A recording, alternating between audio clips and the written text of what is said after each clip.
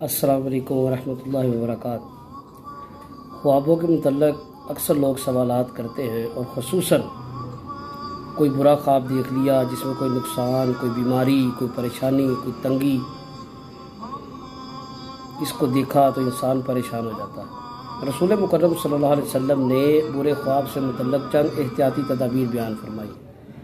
आपने फरमाया, जब तुम में से कोई बुरा ख्वाब देखे तो सबसे पहले उसे चाहिए कि अपने बाई तरफ यानी उल्टे हाथ के कंधे पर 3 मरतबा थूके, ये अलामती थूक है, और उसके बाद अल्लाह ताला से उस ख्वाब के शर से पनाह मांगे और उसकी बेहतरी का सवाल करें और पहलू बदल के सो जाए। यानी अगर आप दाई तरफ लेटे हैं तो बाई तरफ लेट जाएं, बाई तरफ पहलू बदला है तो दाई तरफ पहलू बदल के सो जाए।